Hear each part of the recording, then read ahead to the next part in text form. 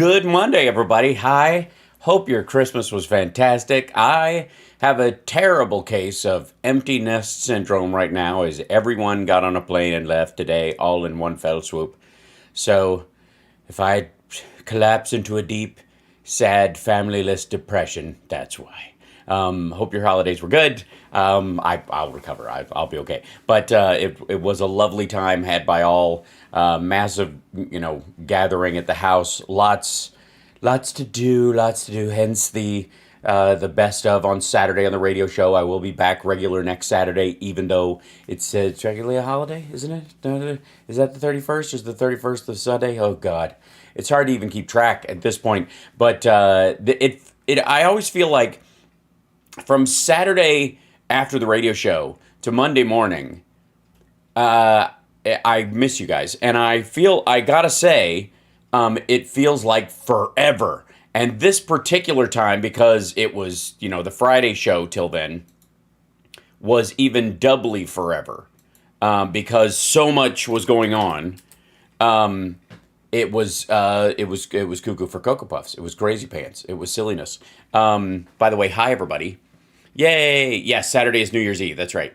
That's what I thought. So even though it's New Year's Eve, I will be there that day. Yeah. I go into withdrawal. It's sad. Over the show or over when your family leaves? It's hard to say. Yes, my shirt is covered in cat fur. It was a chipper thing, as it often is. I'm sorry. The cats were, going through things as well. Hi, everybody. Hello. Welcome, good morning. Hype train right out of the gate. Welcome to the show. So glad you could be here. I've got coffee. How are you? Yes, happy Boxing Day. Happy gift card day to everybody who gave the gift that says, I don't know you.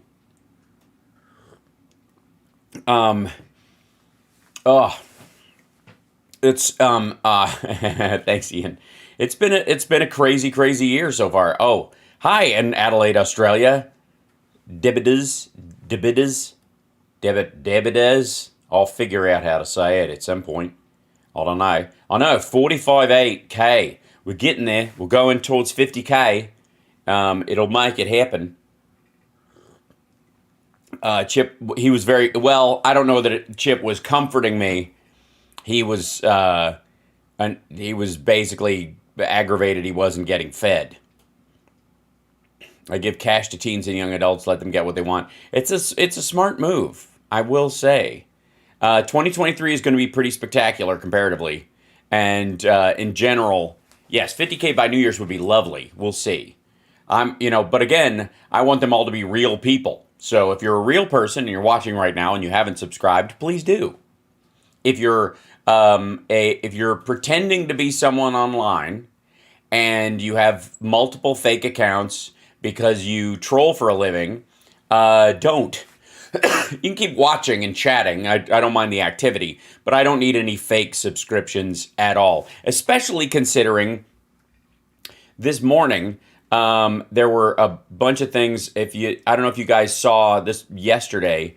Amazing Elon. Whoops, I almost did it. I misspelled it. Hold on. I can spell. This was, let's see if I can do this. Latest. Check this out. Same space and 3 exclamation points. Just bot city. And a lot of people are like, how's it going with my application for a job right now? Frankly said it is two witnesses, is to witness for the amazing Elon Musk space, but Elon Musk before I go to the social, I don't know, it's gibberish. Amazing Elon. And then there was an Elon Bitcoin thing that was going around as well. Yeah, thanks for my Bitcoin bonus, Elon Love. Thanks for my Bitcoin bonus, Elon Love. And then there was this 8BTC. Thanks, 8BTC. Thanks, 8BTC, over and over and over. Like, it's just stupid. And it was meant to, drive the value of Bitcoin up, in this kind of classic I guess, online meme stock pump and dump bullshit that Elon Musk gets involved in. And the phrase I told him, hold on, somebody who lives out in the freeze, who's the Badoo? My son's 34. He lives here. He had to bring in all these giant hibiscus pots for the freeze. I told him he'd have to pay me $1 for every curse word. He gave me a 20 in advance. That's funny. So, congrats to Ben Shapiro for trending this morning. I'm sure it's not for anything good. We'll only find out about the actual murder. We're supposed to investigate full 1 hour and 10 minutes into the film, as well as entirely new backstory. Masquerading is really deceived by the writer. Is he upset about Glass Onion? Yeah. Okay. So he didn't like Glass Onion, and so he's Ben Shapiro, Jim Jordan in Mortal Kombat.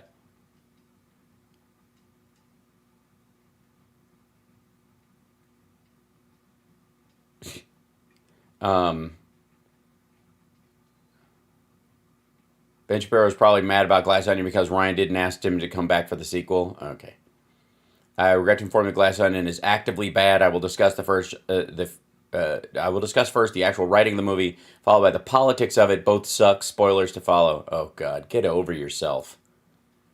Okay, again, if you have time to bitch about a movie, your world is not collapsing. Do you understand? Do you know how good you got it in the history of human beings if you can bitch about a movie?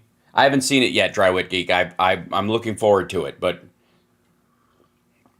it was I was constrained to like family voting on what we were watching, if we were watching anything, and a lot of it was just football, quite frankly, this weekend, as everybody was here. Ben Shapiro, just for the record, from us to you, no one cares.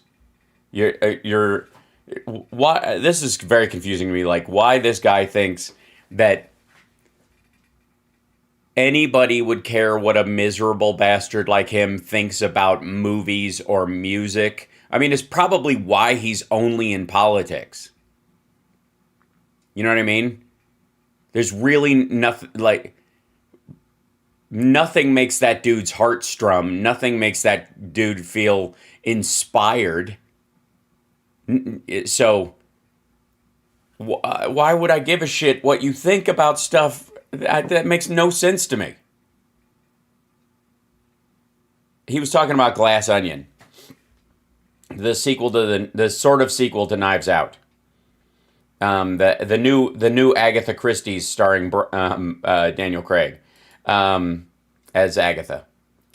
Okay, the Cheesecake Factory. Fun fact: every Cheesecake Factory menu is handwritten by Russell Crowe. This is a very funny thing. People are just Cheesecake Factory memeing because it's trending. Because there was this article that somebody put out about how millennials love Cheesecake Factory. That was like, and it's because they're so ironic. They end up eating, how the Cheesecake Factory became the chain restaurant of millennials. So this is what the thing. Too big to fail. The Cheesecake Factory defied the restaurant industry's rules of success, and they became and the millennials love to eat there, and it's so ironic. And Cheesecake Factory, no thoughts, just vibes. Get out of here. Oh my God. But one of the, it's one of those places that that benefited from irony. Remember when PBR, Pabst Blue Ribbon, made a comeback for the same fucking reason? That's it. Okay. El Paso, because the border, I'm sure. Volunteering your time, Christmas break, to provide free sandwiches to migrants on the streets of El Paso. That's very sweet of her. Thank a Biden voter. Migrants spend frigid Christmas morning on El Paso streets as opposed to Mexican streets. Large groups of migrants woke up Christmas morning on the streets of El Paso as temperatures fell into the 20s. Again, they were not told the border was open. They came here because they were seeking a better life, or they're seeking asylum. And because they've been delayed multiple times because of Title 42, they make multiple attempts to cross. And when they finally do, there's not resources available to them because they think they're, El Paso thinks they're, Texas in particular, thinks they're going to dissuade them. Also, this is not now.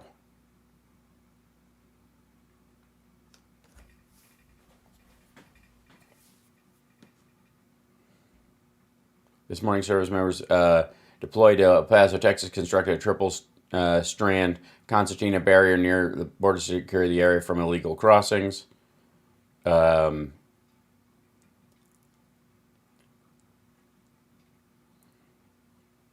El Paso declares state of emergency after surge in border crossings, which are the same people who've tried multiple times. And then, of course, Abbott sending people to Harris's house in the middle of the night with no warm clothing, just dropping people on the street from a bus. You know, as you do with Christians, as Christians tend to do. This is also oddly trending is legs.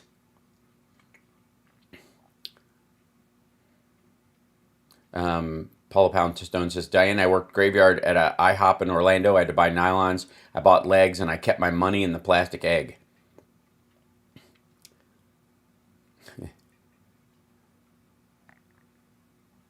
Yeah, I remember those things. Legs were Spanx before Spanx, and I think they were better. It's not entirely wrong. They were control top pantyhose. That's basically what that was.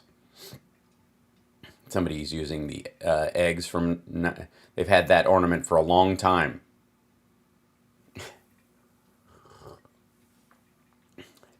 Dozens of creative products from the legs, I guess, from the containers. After you're done with them, you can turn them into all kinds of things. Brilliant.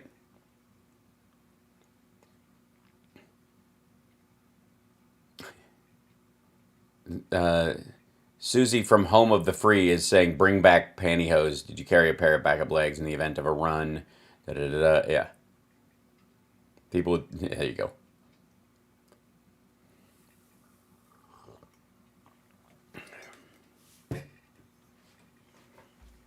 I do. Anybody in the chat room remember legs? Anybody old enough? Huh. Yeah, I'm such an expert on nylons. It's true. It's kind of just because I record everything that I see.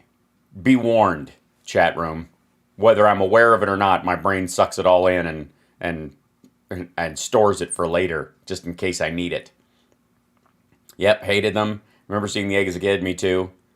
There you go. It's there are a lot of countries. Oh, Shadow Woman did. Oh my gosh, Shadow Woman, thank you so much for the subs. I just saw that. And Robert, thank you for the super chat. Lovely. That's really sweet. Merry Christmas. And let's see. And Zum Zum, oh my gosh, Zum Zum, thank you so much. 5 months already. So glad I found your channel. I really love what you do. Thank you. Thanks for being here. I appreciate it. I'm glad I'm worth your time. It means a lot. She never begs for legs. This is true. He does, I think, is the idea. Yes, the eggs were a stash box. We all know that. They were simpler times. When, by the way, I'd like to remind everyone who looks back at the 70s as simpler times that was like the period in which the Cold War was starting to peak, and it was getting more and more dangerous all the time. And we had a president, the first president ever to resign, and then we had the Iranians took 500 hostages. Like, it was the 70s had parallel awesome and fucked up, just like now. That's right. You might start to realize when you get to be, our age, that decades tend to run parallel tracks of awesome and fucked up. Tab. That's what Bobcat Goldthwait used to drink all the time. Not kidding. He was addicted to it. He would apparently drink it by the case. So that's where the character came from. It's like if you give a 9-year-old, 2 cases of Tab and they drink it, that kid will start talking like Bobcat Goldthwait. Don't experiment. I'm just saying that's where it was born. Diet right, Fresca. How about a Fresca? Oh dear. Okay. I don't know. People tend to, the tops of these things always end up being sort of gibberish. Uh, oh, it's Kwanzaa. Okay. It's an African American holiday celebration of light taking place from December 26th to January 1st. Um, Named for the Kiswahili word meaning first. Um, cool. Um, what? Akon explains why Africans are more talented and better performers than black Americans. Like, get out of here. Jeez. Like, African Americans don't have enough racism coming their way from one direction. They have to get it from the other direction, too. Get out of here. Okay, John Aniston. We're going to play tribute to John Aniston's final appearances on Days of Our Lives. Oh, okay. They're retiring. Yeah. That's amazing to me. That, like, there are, like, people that were on soap operas that long that it's still that they're even still on is amazing to me in some cases. Um, I don't know what Wordle 555X is. It all seems like filth. This is a mess. At some point it's going to be. I'm talking about Mark of the Beast. I don't know why the QAnon people haven't come out against Wordle. Biden and Harris. Biden-Harris administration wishes you and your loved ones a joyous and peaceful Kwanzaa, like the lovely people that they are.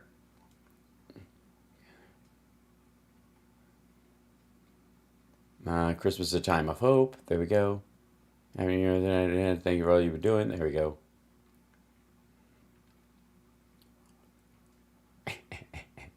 The sooner that Americans admit to themselves that Democrats are communists, the sooner we can begin repairing the damage that they've done and stop building infrastructure and stop stabilizing the economy and stop selling the oil from the strategic reserve at $120 a barrel and then buying it back at $72 a barrel. It's all communism. It's communism. The Democrats are communists. Honest to God, like, half the time I think these assholes believe this. The other half I think they just do it just to, like, make Democrats go, "We're not communists, dummy," just to irritate the hyper left, yeah, but you should be crowd, and try to create a split, kind of like the split that's going on between MAGA and your kind of standard Republicans. You know what I mean? Like, they're trying to, like, anger the Bernie crowd by saying, every time somebody goes, "Yeah, it's not communism, dummy. This isn't even socialism. It's democratic taxation. You elect certain people. They prioritize the spending of taxes and the accumulation of debt based on those priorities. And if you win next time, then you get to do that. If you do anything at all, most of the time they just, either tax breaks or nothing." Yeah. Sorry. I read that some colas were pulled off the market because any amount of cyclamate was illegal, even though you'd have to drink like 500 cans in one sitting for that ingredient to affect you. I wouldn't doubt it. Yeah, trying to start a fight. Yeah, that's kind of what it is, Like, regular Democrats just go, "We're not communists," just to get and the Bernie bro crowd supposedly is going to flip out on us the way MAGA is flipping out on the Republicans right now. No, don't care. Not bothered at all. El Paso, we saw that one. Frank, a.k.a. Fwank. There's lots of Franks going on. Oh, the Frank Pavlone got kicked out. Okay, Frank's gardener. Okay. Stopping by the woods on a snowy evening. That's lovely. Look at that. I don't. And then there's the fill-ins. Why are people throwing hot dogs? Frank's anywhere he goes. Frank anywhere. Okay. Frank. This is so weird. Steinmann warnt Frieden und Jedenpreis. Where's our German speakers in the chat who can explain to us what's being said? It's soccer. Is it something like that? Oh no. Not what in the world are like? Come stay in our lovely rooms. These are inexpensive and not grotesque at all. Good Lord.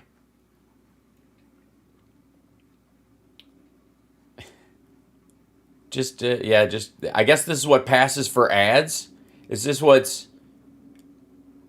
yeah? I guess it's just like none of the ads are in the U.S. or European market are working, so they're just letting it fill up with that kind of booster ad crap.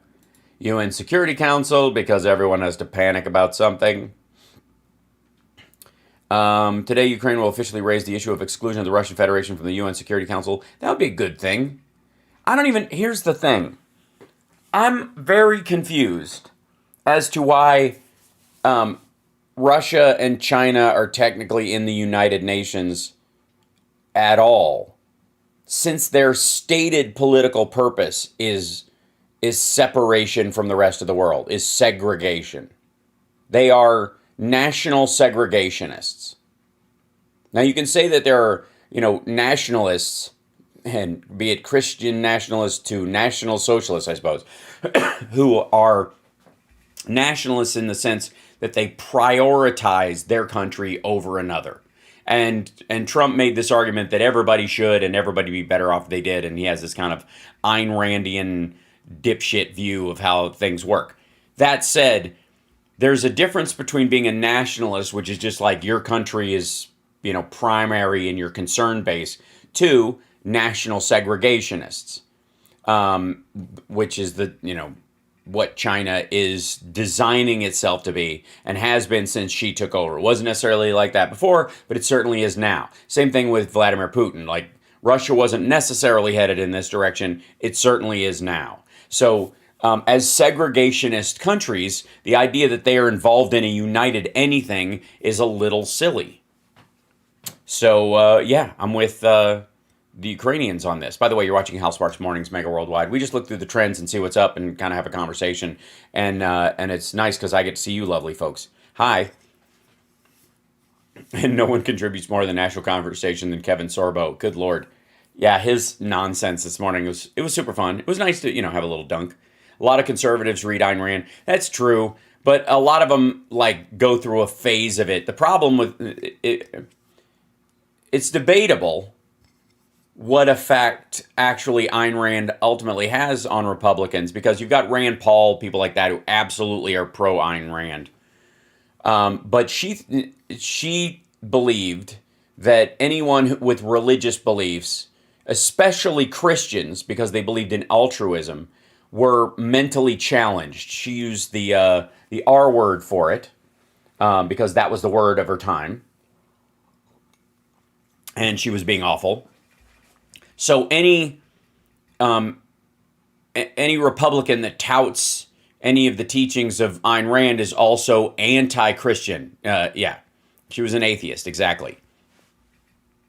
Yes, Ayn Rand was on Social Security against her. So was her live-in boyfriend, who she lied and said was her husband, so she could share in her benefits. China's getting slammed. Yes, they are. We'll look at that in a minute. The cases, they're talking like 5,000 dead in some of the bigger cities daily. Ayn Rand was a psychopath. I think she was more a sociopath. Marcia, I will. Oh, Leslie, thank you so much, by the way. I will absolutely do that. I don't have my phone nearby, so news from Lindell. Nope, nothing so far. It's the holidays, though, so maybe there's a delay. Ayn Rand is not representative of the vast majority of atheists. I would agree. Yeah. But the point is that she was she was a pathological atheist, Darwinist, genuinely, and she viewed all religious belief, especially if they made you a better person. Like, I don't think she would have had a problem with the Church of Satan. You know what I mean? I'm dead serious. Ayn Rand would have thought, they're just doing their thing, they're making money while they do it, they're getting theirs, they don't care about helping other people or whatever. Even I'm not talking about the cute Church of Satan pretenders that are online. I mean, like if you really believed that shit. She was proto-MAGA. Oh, thank you, James. Two boys on the playground trying to push each other down, see the crowd gather around. Nothing attracts a crowd like a crowd. Soul Asylum had our current political news cycle sussed out early on. True. Satanic Bible is a great read. I am. You guys want to see what I'm in the middle of reading? Hold on. See if I can bring up the title of it. Yeah. And then I have to open it in here. Oops, hold on.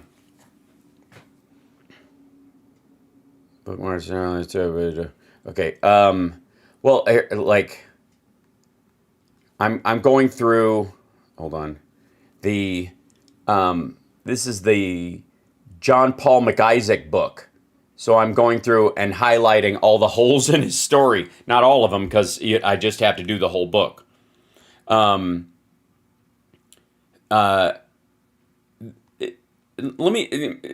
how we originally thought that Mike Lindell was just kind of like a happy-go-lucky dupe?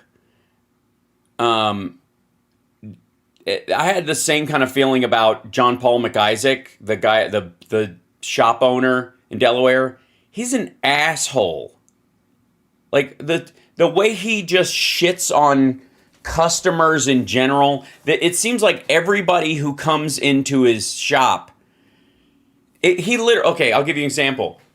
At one point, during the time when he's supposedly, had the laptop, and then he's trying to figure out how to get it out of his shop, that whole thing, and he goes and has lunch at this place, and there's all this little side pros of him going out to eat and visiting friends and doing all this stuff that you don't actually do if you think your life is in danger, but never mind. And he comes back to his shop, I shit you not, and he wants you to believe there is a line of people out the door waiting for him to reopen. 3 people standing there waiting for him to open his shop back up.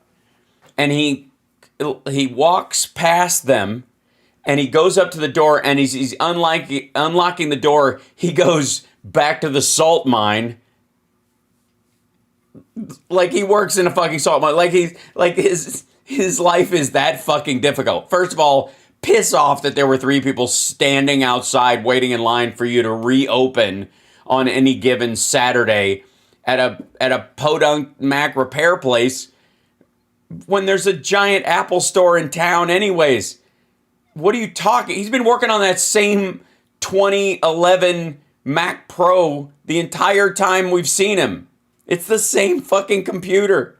But then to come back and go, turn to your own customers, who the fictional customers that they are, and go back to the salt mine is like, fuck you to these people who are apparently wanting him. What would you do? Back to the salt mine. You know what? I'll just take it to the Apple store, I guess. Jesus Christ, I didn't realize I was enslaving you, you fucking asshole. Like, what a jerk. Just gross.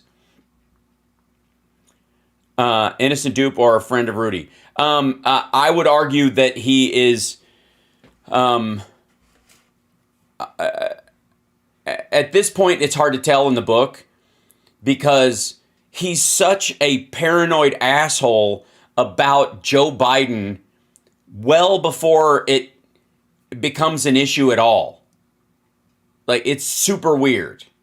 Like, of the politicians that we've had, including Donald Trump, that we've had go through government over time, who were involved in, feathering their own nests and stuff. The news about, like, the idea that Nancy Pelosi was trading stocks or those kind of things, or that her husband was while she was in office, and yada. Never mind the fact that they cover Silicon Valley, and we've just seen the largest kind of like burst in that area's financial well-being leading up to COVID that any industry has seen since the fucking steel magnates of the 40s. So of course, if you were around those people and they were trying to talk to you and you were like, oh, this seems like a good business, this is actually going well, Apple's doing well. If you bought all those stocks in the last 10 years, they went up and you made a lot of money. If you had a lot of money to start with, you made even more.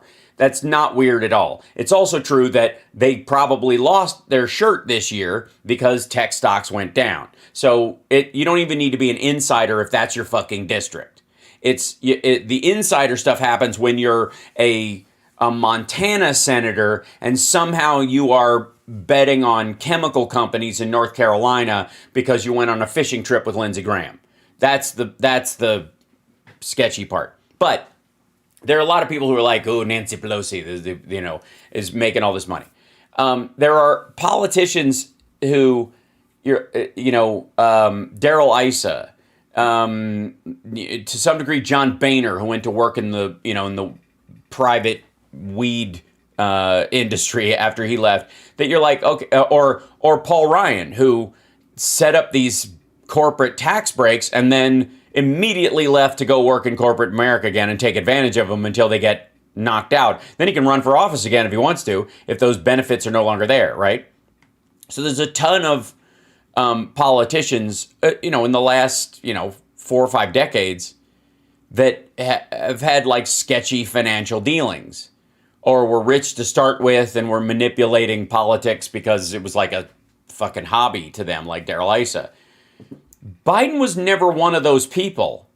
He was always seen as just kind of a perennial politician, but they didn't get super rich by any measure during the time he was a senator, which is when you would have accumulated it like Mitch McConnell has, who, by the way, got his wife to be transportation secretary when her family runs a transportation company in China, and is leased and belongs to a bunch of other things. It's very complicated, but ultimately was, tracked to, people were smuggling coke on some of their boats, unbeknownst to them more than likely, but that's where the whole Cocaine Mitch thing came from. He's made millions since he's been in office. Biden hadn't. Biden didn't make money till he was vice president and wrote a book. So the idea that this asshole, like he's like, oh, the Bidens, oh God, everybody knows the Bidens are like a criminal enterprise. You're like, get the fuck, no, they aren't. Get the fuck out of here.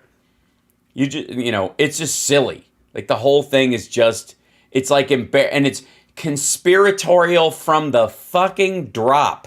And his story about how Hunter Biden came in, I mean, he can't see 6 inches past his face, so you have to trust him, that Hunter Biden was heavier than him. Like, he makes this point that Hunter Biden is fat compared to John Paul McIsaac. No, he isn't. He just, like, it's weird. He's describing physically someone by their outer shape that isn't Hunter Biden, who, by the way, stinks of like rum and scotch and liquor, like he poured it all over himself, and walks in with these things, like, fix those things, and is standing way over here while he's, like, the story is just ass. Let's see. Yeah, like he talks about, I knew very little about Hunter. In fact, I knew more of his deceased brother, Beau Biden. He seemed like a good guy, loved and respected in the community. His future had seemed bright. And I knew that his and Hunter's mother and sister had died in a car crash when the boys were very young. I couldn't imagine the loss they must have felt, nor the pressure in having a father like Joe. What? Yeah. The pressure of having a father like Joe. What the fuck is this dude talking about? It's so bad. It's yeah, crack makes you fat, apparently, according to this dude. By the way, as soon as he starts going through the files on the laptop, on the hard drive there, he starts going through them, looking at the videos and stuff like day one. He didn't wait 90 days and it was in his possession, and he started looking through the files after that. He was leafing through this shit immediately, which means anybody who used to go to his shop, if you brought your shit to his shop, he looked through your stuff. He looked through all your files. He's a nosy fucker. Anyways, Yeah, okay. This is one of my favorite patches because he's trying to defend himself as a conservative politically. Regardless of how many Fridays I've spent dancing with my gay friends or how many gay weddings I've attended, the second someone hears that I'm a conservative, I run the risk of being labeled homophobic, racist, or xenophobic. I spent a decade proving to my community that I respect and value all its members, whether through my business or my social contributions to the art scene. I had a studio at the Delaware Center for Contemporary Arts for nearly 18 years that was open to the public, and I participated in many events. Okay, first of all, bullshit. Secondly, you went dancing with your gay friends every Friday night? Huh? How many gay weddings have you been to? Like, it's so... Maybe that's why he was... Oh, never mind. It's just so weird. All right, where was the other one? There was one that stood out. This lady drops off her laptop, and she was there's this point where she goes, she was about to tell me her password, but I told her, don't worry, I remember it, was basically his retort. So he memorizes everybody's passwords to their computers, and he asks people, what's your password? And they tell him, apparently, and he writes them down or memorizes them. And then he doesn't say, okay, change your password, because nobody should know your password afterwards. He just, if you come back, he knows your password already. Why the fuck would anybody go to this guy's shop except to set up some sort of bullshit story like this? God damn, it's funny. Anyways, it's terrible. I'm about 45 pages in, and it's just gibberish. So, yeah, shocked he's out of business. I don't know why anybody wouldn't want to take their stuff to him. All right, back to trends. Let's do some trendages. Festivus is going on. That's nice. That was right there where we were. Cosmo Kramer, bagel technician. Think about how the dude that Elaine curves in the Festivus episode, so is the guy who voiced Pleaky in Lilo and Stitch.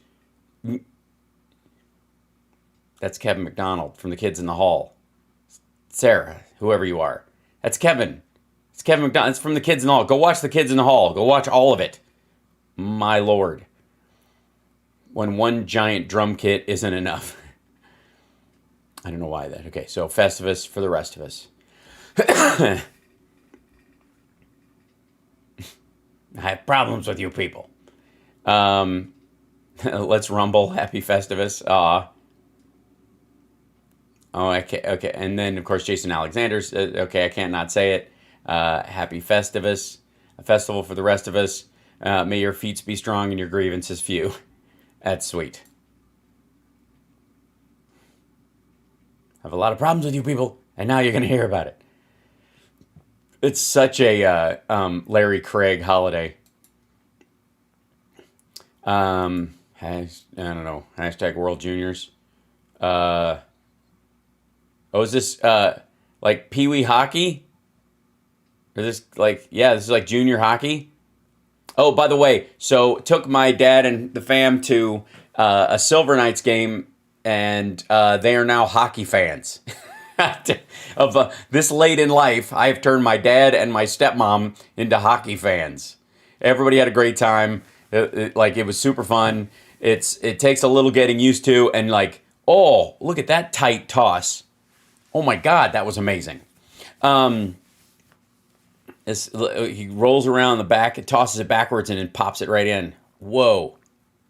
There's another angle of it. Watch, he goes around the back and tosses it forward, and he just whacks it right in. That's nuts.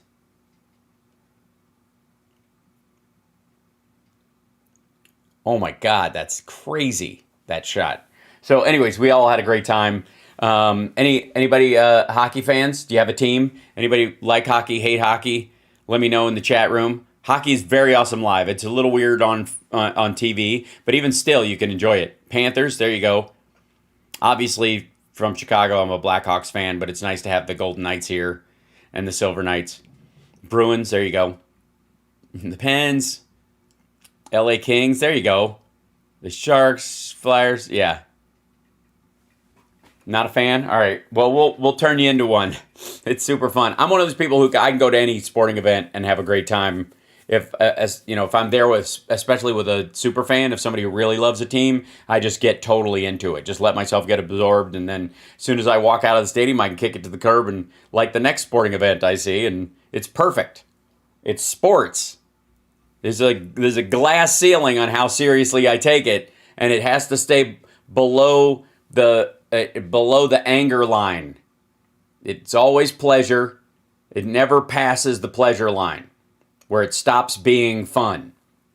If it stops being fun, it's no longer sports. It's something else, and it's making up for some sort of deficit in your life, and that's not what it's for. It's icing. It's not the cake. If that makes sense. Let's go Hogs. Let's go Ice Hogs. There you go. The Mounties. Hockey Town, baby. Yeah, just don't get too involved. You have a great time. It's a sporting event. Yes, take it that seriously, and don't and even getting mad at a sport that I'm not interested in because people are like, oh God, everybody around here likes blah, blah. Like that is too much of a negative investment for me in anything. Like being a sourpuss about stuff takes work, and I'm not interested. AHL is super affordable. That's true. Closet Leaf fan. There you go.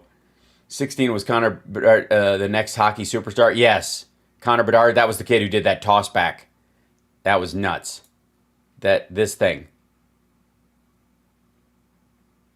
guy right here is just skating past everybody and then sees his buddy and just tosses it back to him. They must have run that play. That's crazy. That's just nuts. Love it. Yeah, this is just everywhere.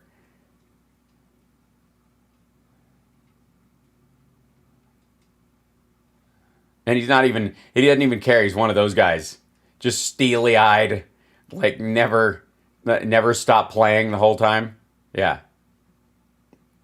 Got another one. This kid is a monster.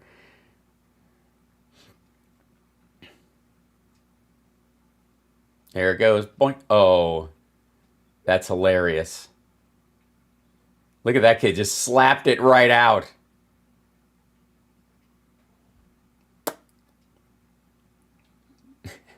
That should be illegal, but it's amazing. But it was up off the ice, so technically speaking, you can touch it with your glove. Like, kid was thinking fast. Anyways, super fun. We had a great time, and that's nice. And yeah, Everton. Don't know what this is. Have a great time. I remember the Everton are playing tomorrow. Oh, I see. This is like a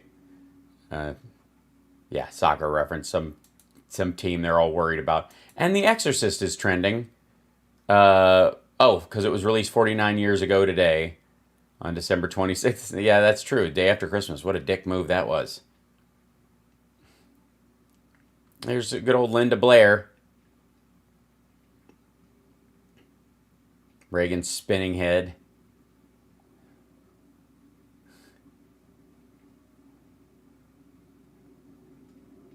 Linda Blair used to date Murray Langstrom, the unknown comic, the guy with the bag on his head.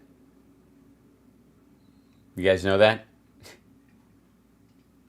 I met her a few times. She used to go to Marianne Williamson's lectures back in the day. Yeah.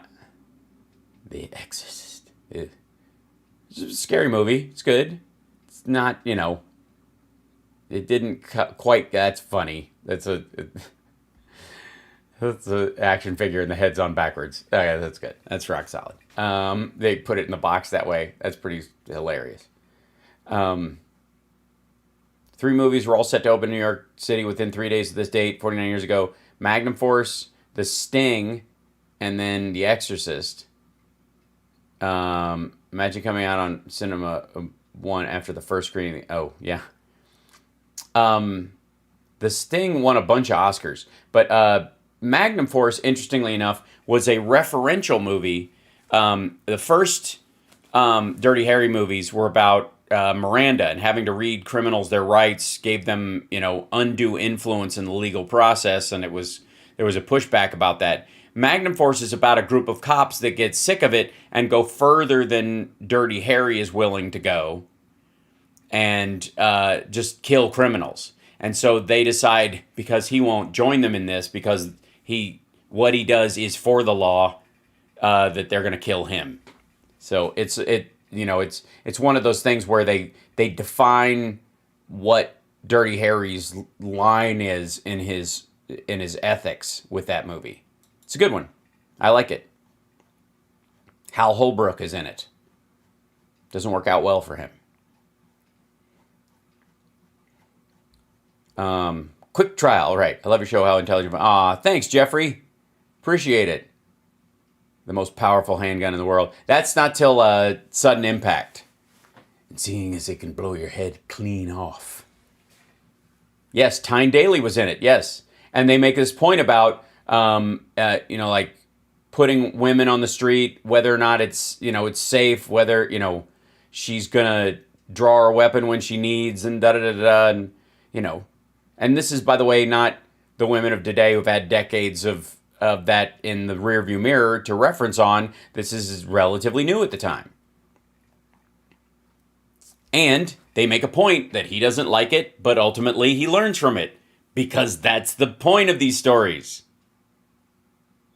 Like, a lot of people today would just watch that movie and just see him shitting on a female cop being there at all, and instead he grows to deal with it. That's the whole point. You put someone who might be stuck in their ways in a new situation, and they come around, and that's how you coax the people who might not be on board around, because you're already on board, so you're irritated that you even have to, deal with the challenge at all. Anyways, there's a lot of that in those movies. I mean, Sudden Impact is a female vigilante story. Ultimately, remember, Sandra Locke is on a killing spree, wiping out all these people who sexually assaulted her and her sister, who's in a catatonic state. She's murdering all of them, horribly, by the way. She disarms them, let's say, and then shoots them between the eyes. And ultimately, he lets her off because his sense of justice is that these people met justice, and the main bad guy who took her hostage in the end, they pin it on him because it's his gun. Yeah, Sandra Locke, who passed away I want to say a year ago, a little over, maybe 2 now. It's hard to. Yeah, she was in a bunch of his movies. She was in The Gauntlet. She was terrific in that. I had a huge crush on her in the Gauntlet, and when I was 9, and she was in Sudden Impact. She was in Every Which Way But Loose and Any Which Way You Can. And holy shit, in Every Which Way But Loose, she's awful. What a terrible woman. Like, the second one is cheerier and a little sillier, and they get together and she fixes herself up or whatever. But she is, Outlaw Josie Wales, that's right. She was, like, her character in Every Which Way But Loose is cruel. Like, just, like, way over the top for the movie that was. Like, just, like, serious, like, swing for the fences, Oscar level acting in a horrifying, in a relatively light comedy. She was very skinny. She was she wasn't skinny. She was just she was slight, we would say. But she got to have a short country music career because he let her sing in both those movies. So she had like 5 songs that were in circulation for a while, on like country stations throughout the South, back when that mattered and could make a difference.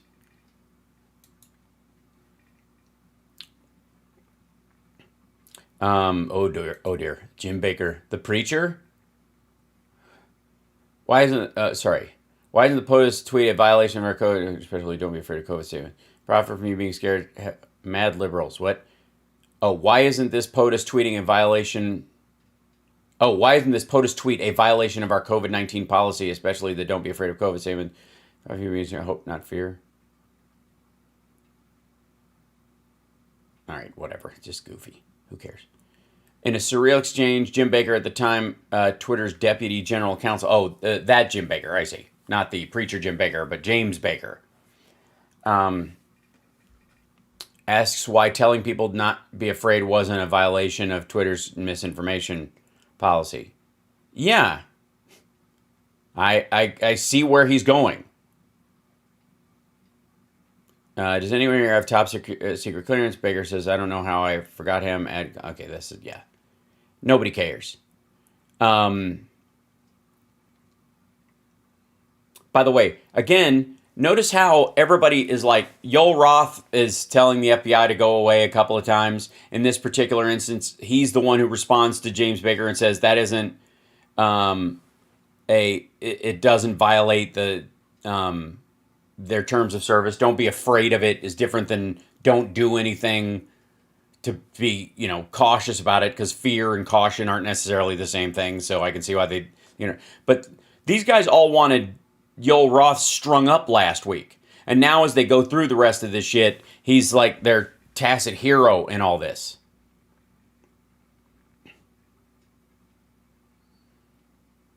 Yeah. This is the Trump tweet. He said, I will be leaving the Walter Reed. Feeling really good. Don't be afraid of COVID. Don't let it dominate your life. We have developed under the Trump administration some really great drugs and knowledge. Feel better than I did 20 years ago. Oh, that's because that was when he was on fucking steroids. Yeah, again, like they just so want this to be something. They like the right wing so wants the Twitter files to be something, and they're just so frigging not. Hey, Jamie Raskin. I posted a picture with him. Let's see. World must work to block this barbaric mass execution of Iranians standing up for freedom, women's rights, this outlaw regime. Okay. Iranian footballers among dozens facing execution. Right. This is what he's referencing. While the West is distracted by Christmas supporters' fear. Shahid Al-Khani Square is a nondescript part of the historic Iranian city of Isfahan. Its sole claim to prominence is the grand entrance to one of the city's main metro stations. Now it has become a place of a pilgrimage for supporters of high-profile Iranian footballer Amir Nasser Azdani, who feared the young man could be executed in the square, where an execution platform has been installed. Ugh. Yep. Again, Iran. I don't get how there's a bunch of people on the right who just back letting Iran do its thing. And if they were isolated, kind of like North Korea, there's to some degree you'd go, well, I don't know that there's anything to be done about it. But since they're actively giving munitions to Russia at the same time, I think the world kind of does have a say. Especially if you're transporting your goods through other people's waters, which is where it becomes a thing. Again, if you're self-sufficient, in theory, if you lived on an island and didn't interact with the rest of the world, it's hard to even have to argue that the rest of the world has a say in what you do or what your people will put up with or whatnot. It'd be terrible, and there should be something, but it'd be a reach to assume the world could just invade a country because they viewed the people who lived in there as, barbaric or backwards if everybody shares in that system. That said, the minute you start putting stuff on boats and selling it to other people or expecting them to buy it using international currency, that's when I think people can go, you know what? If you want to play in the sandbox with everybody else, there's certain rules we abide by, and that includes not murdering people. Yeah, and then we're talking about the 4 criminal charges against...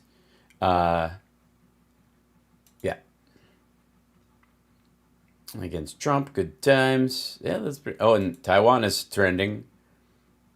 China's military sent 71 planes and 7 ships toward Taiwan in a 24-hour period. Another 5 hours ago, Taiwan's defense ministry said after China expressed anger at Taiwan-related provisions in a U.S. defense spending bill passed on Saturday. It doesn't matter. Like, they're going to do this kind of stuff just for show. It's for mostly their own people. And they're like, look what we did. We showed them, and nobody cares. Yeah.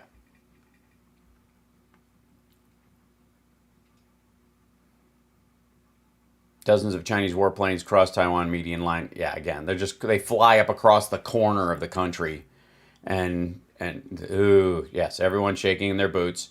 I mean, arguably, North Korea does more firing missiles in the direction of Japan than this, and everybody shrugs it off and goes, "All right, yeah.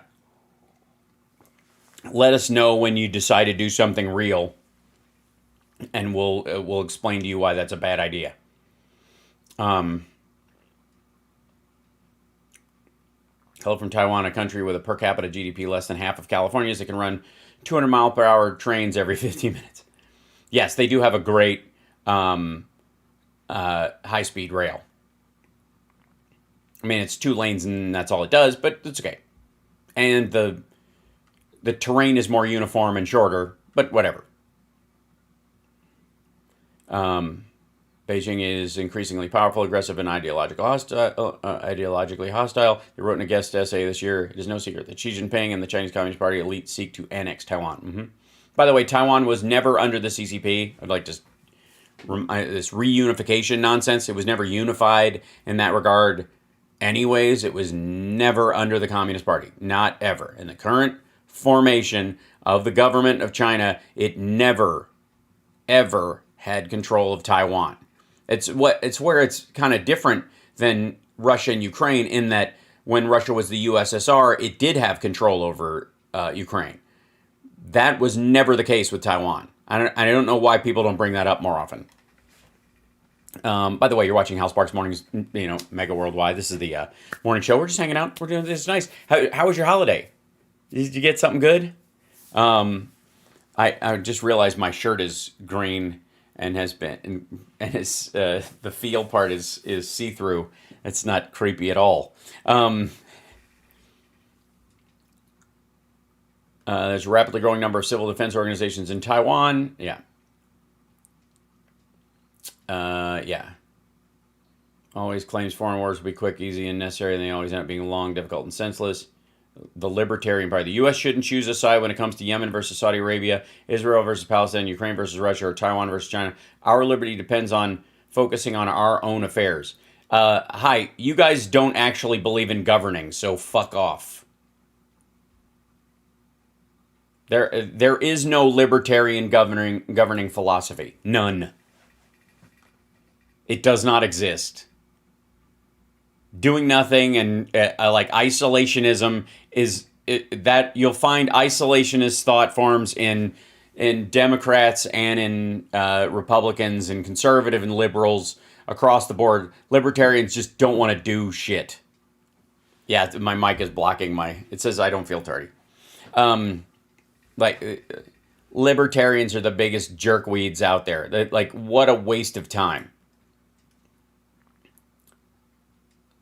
They're literally people who do not believe in government as a genuine function of society shouldn't be involved in government. Go make something else. Go build. It's like communists. Like, go build a commune and show us all how it's done.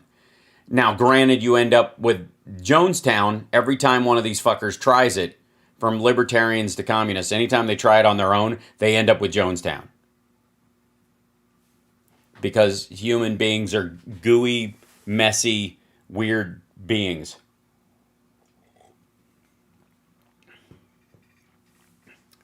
There we go.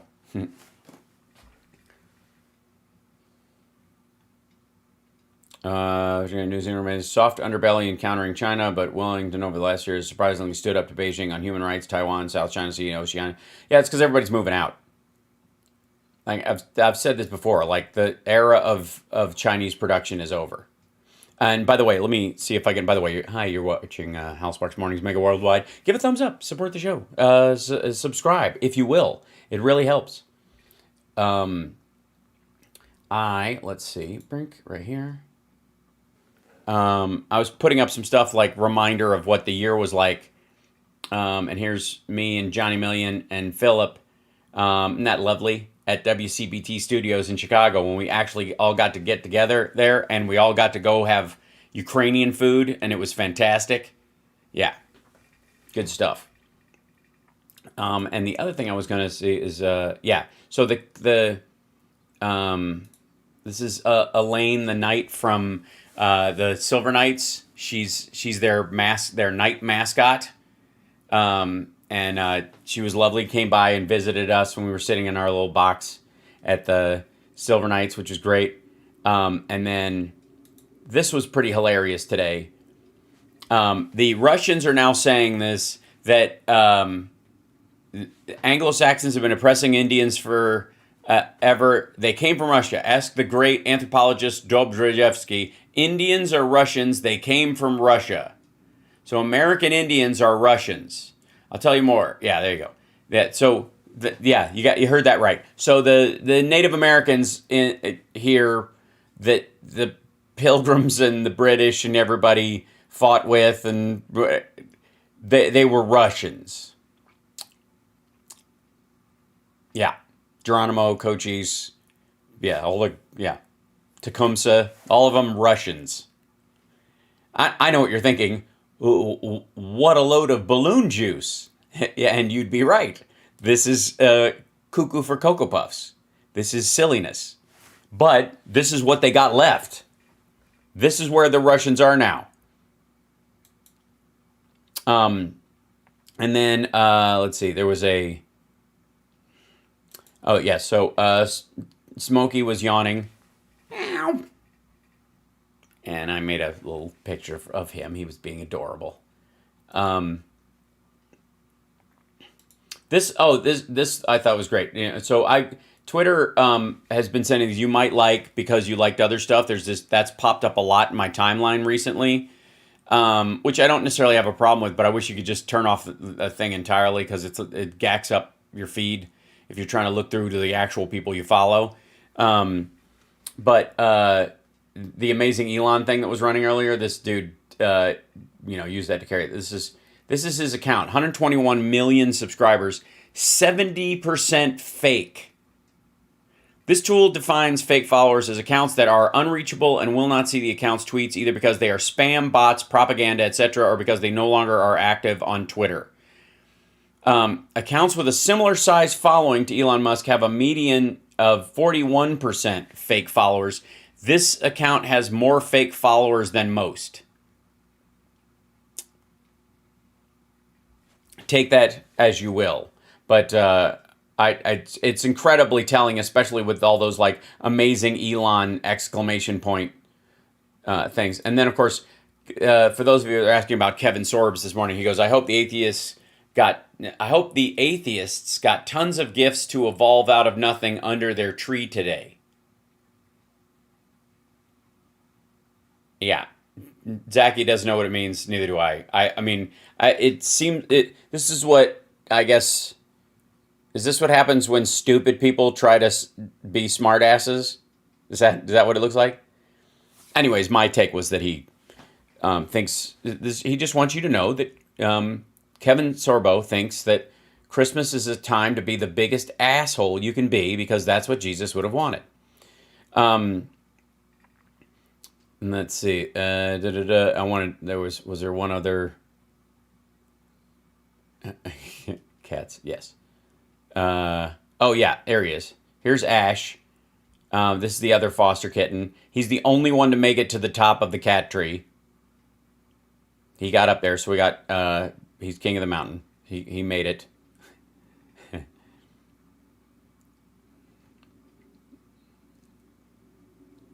Yep, good stuff over. Okay, sorry, breaking Twitter. Oh, yeah, this is the other thing, too. So there's been a huge data breach.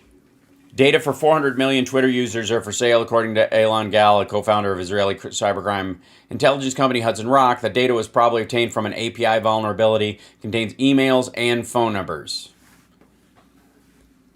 Now, I have an email account that I use just for my social media stuff and not for anything else, which is, I think, I recommend to people as a thing.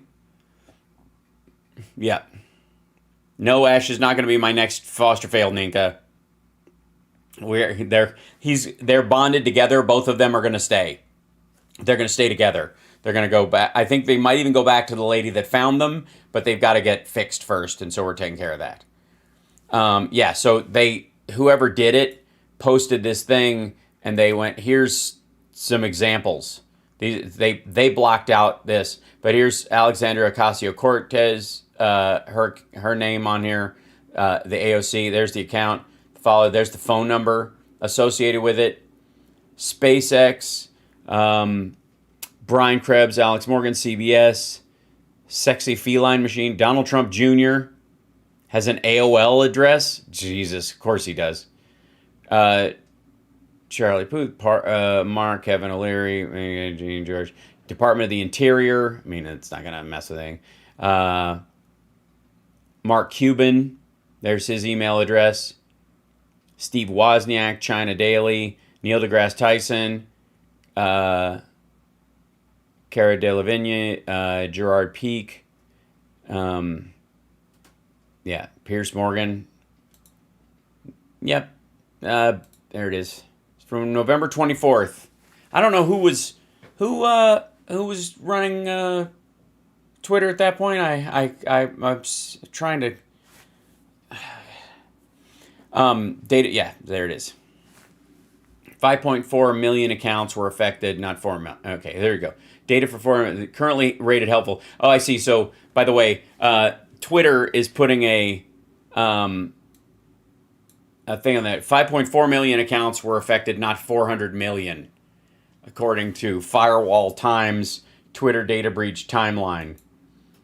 So why is this a more trusted source than the other one? Hacker publishes data of 5.4 million. So they published 5.4 million Twitter users. Alleges egregious deficiencies in... Okay, August 2022. Whistleblower alleges egregious deficiencies in cybersecurity at Twitter. Again, after Asshat fired everyone. And then this one... Let's see, go back to this one. Show the thread. Big data breach, big names, bigger damage. The threat actor provided a valid sample of 1,000 notable accounts, including the private information of AOC, Brian Krebs, Italy Pateran, Kevin O'Leary TV, Trump Jr., and many more. Gal wrote in the link post on Elon Musk. They claimed data was obtained up to up to early 2022 due to an exploit in Twitter, and in their post they likely talked directly to Elon, asking him to buy the data to avoid GDPR lawsuits.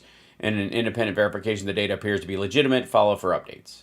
Contact with Alan Gal from the Israeli cybersecurity intelligence firm. He's banned from Twitter. Interesting. He will provide me with updates tomorrow as the story unfolds. Also, Brian Krebs has shared this link on his Mastodon. Seems legit a serious headache for Elon Musk. Okay, so this is... here there isn't much to update. I suggest you read Brian Krebs' post about it. There is one thing. If you haven't seen it, this is how the hacker suggests the data be monetized. Seen all this? Thank you. It would be very kind of you to put me on the lip. Okay, blah blah. Okay. User on the cybercrime forum breached is selling what they claim is info scraped via Twitter APIs from 400 million Twitter profiles, including email, name, account name, follower count, and in many cases phone number. This was first brought to my attention by Alan Gallant Hudson Rock. The seller told me they scraped the data using the same set of weaknesses in BirdSite APIs that allowed the scraping and publishing earlier this year the profile on 5.4 million Twitter users. Okay, so there you go. So they're using, Twitter is using the old story from something that happened earlier this year that they apparently didn't fix. And he went back and double dipped and got even more. And they're using the old story because that's been verified, and they're hoping that people only take the verified story as from earlier this year. It's just what a bunch of dicks. Is blackmailing Elon Musk, claiming they risk a GDPR fine of up to $276 million like Facebook did, and is offering Musk to buy this data. They also offered a casework on how this data can be used for phishing, crypto scams, SIM swapping, doxing, and government spying on citizens.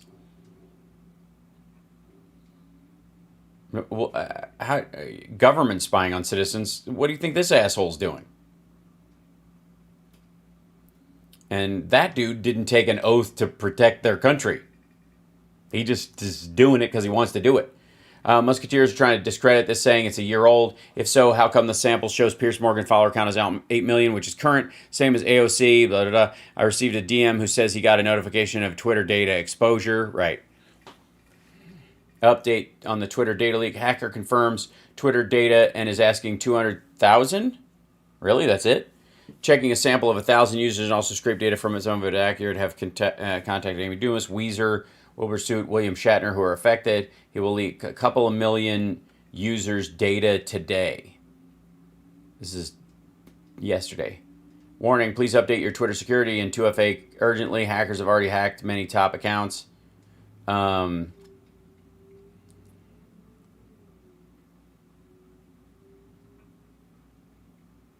Yeah, so this is the back and forth about it. So a different data breach than the one reported by Chad Loader a month ago, or the same one but with far more accounts now identified, 54 million versus 400 million. So 346 more accounts this time. It's kind of a distinction without a difference. Yeah, the 5.4 is old. It's public info, and the hacker makes mention of it, taunting Elon to imagine the fine on 400 million compared to the 5.4. This is the... You can read the full case data here. Twitter, Elon Musk, if you are reading this, you are risking a GDPR fine of over 5.4 million breach imaging. The fine, imaging? Yeah. Imagine the fine of 400 million users breach source. Your best option to avoid paying 276 million US dollars in GDPR, like Facebook did. Yeah. So, good times. The place is, I mean, this is the first principles. This is the quality kind of running. Let's see. Elon doesn't have time for this. He's been busy. Fractal of Rube Goldberg machines is what it feels like, understanding how Twitter works, and yet work it does, even after I disconnected one or more sensitive server racks.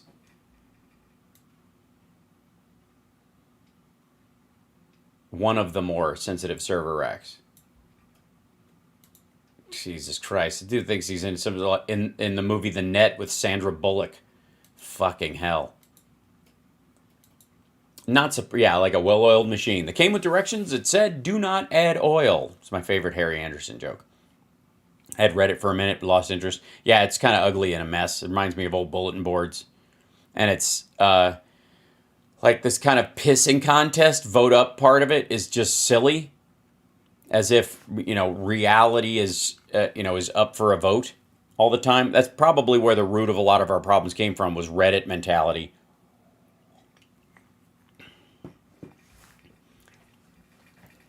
The Net was great, yeah. Hidden pie. Still looking for hidden pie characters on websites? Yeah. Happy second day of Christmas. Oh, that is actually be the 13th day of Christmas. Right? Does Christmas start on are we calling this the first day of Christmas? I always thought it led up to it. That's the way we always did it in our household. Before Dennis Miller went off the deep end. Yeah, he's kind of charming in it. I mean, he's a bit dickish and a little skeevy. How can he not be, I guess? You only have 79 followers on Twitter and someone called you out as a troll. Well, Carl, technically speaking, the small accounts with very little followers are the troll accounts. None of the troll accounts have large masses of followers, because those are usually like the meme accounts. Originally the idea was, and they, when you were limited in how many accounts you could have, you could only have one on an email address, until everybody decided, we can just make up as many email addresses as we want, set up our own server of email addresses and just print them. With these like John 011543279DRX07, those kind of names, where they'd only have like 2 or 3 followers that were similar. By the way, the other bot accounts follow each other, and then they would go into, they would just do flame wars. They'll just get in people's.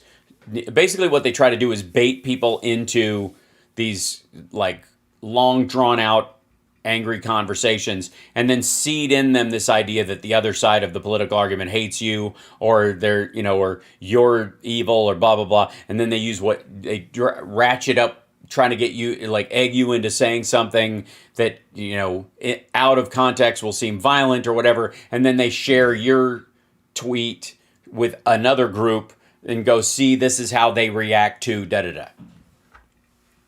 Why does your Facebook page that messaged me only have 2 followers? I'm leery. Made me not reply. I don't have a Facebook page that only has 2 followers. That's fake. I just have my regular one, which is rather large, and then my the one I'm airing on right now. That's how you know it's the real page, because I don't stream to the other ones. You can't, you can't, yeah, like it. My stream, I don't allow embedding, so on there. It's cool to meet your mom. Oh yes, thanks, Saha. Yeah, she's still got that cough that I had, and so her voice was a little racked. But yeah, thanks, Georgina. My pleasure. Jan 6 is Orthodox Christmas. Yeah, that's the. I mean, technically speaking, Jesus was supposedly born in June, so does it really matter? But there you go. I have posers on. Yes, I have some fake Facebook pages, I'm sure. There we go. Yeah, there you go. We got a large gathering here today, and I appreciate it. Don't forget to give a thumbs up or whatever that version is. On Facebook, I think the angry emoji face actually does us better as far as boosting the show, which is just shows you how Facebook is actually built. They would rather you be mad at something that's more interested than laughing at it or smiling or giving a thumbs up. It's very odd. Magatana Jan 6. Yeah. Although, I think it could eat into that from now on, It'll overwhelm it. Yeah. I'm the real fake Hal Sparks. And I think that's important. Called 12th Night in Germanic. Happy early birthday, by the way. Yeah, Twitter used to be that way too. Yeah. Poll of the day, favorite 90s actress, Sandra Bullock or Julia Roberts? Oh, well, yeah. See, I would go with 80s Julia Roberts, 90s Sandra Bullock. I think they each gathered the they took the tail end, like Julia Roberts took the tail end of the 80s. And Sandra Bullock took the beginning of the 90s. That's why I would do it. Yeah, Elizabeth Shue was kind of a bridge actor through that period too. Thanks, Jay. A little troll name, something like Chuck for Detroit who follows Hal and talk. Yeah, that that whole in drag you look just like Sandra Bullock. I know, it's true. I do. I look pretty good. If you put makeup on me, I look like Sandra Bullock. Yeah. You're welcome. I know it's a little off-putting for some people. Adventures in Babysitting is indeed classic. Agreed. Sharon Stone, sure. Everyone on Facebook is mad on Facebook. That tells you how it's 182 in the Facebook. Oh, nice. Thank you. That's right. It doesn't work that way on YouTube, just so you know. So on Facebook, they have those little active emojis, just a few to choose from, and the angry one apparently boosts you in the algorithm more than anything else. So, Speed was her best movie. She's pretty great in that. Although I did enjoy The Net. I have to say, Bird Box was pro-Trump propaganda all the way. And I'm amazed that nobody else spotted that. You're a regular Dave Foley Kids in the Hall, Hal Sparks. Oh, thanks. You mean I'm the attractive one? Is that what it is? Everybody, yeah. Dave Foley made the prettiest girl on Kids in the Hall. I see. Invariably. Here, I'll show you something I got for, let's see, is this it? Yeah. This was one of my Christmas gifts.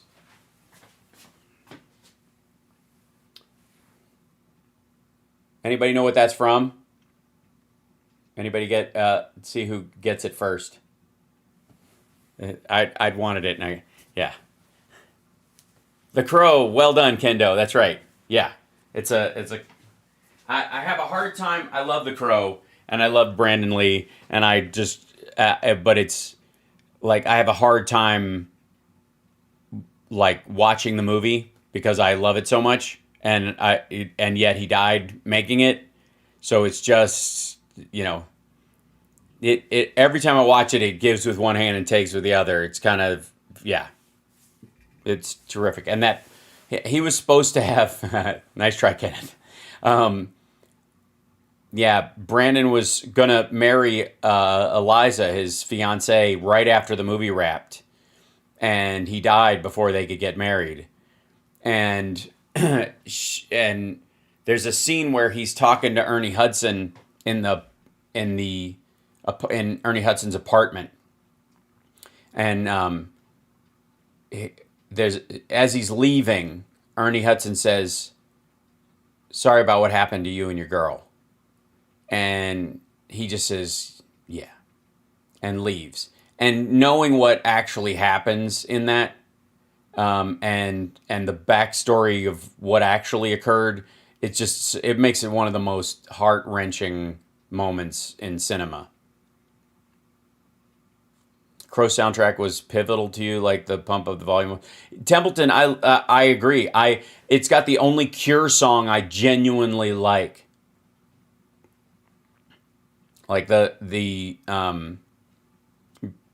Cure song that was on the Crow soundtrack is the only song of theirs that I actually like. I mean, I don't mind some of their other stuff, but yeah. There's no coming back. This is the really real world. I know, Cold Duck Soup. Isn't that weird?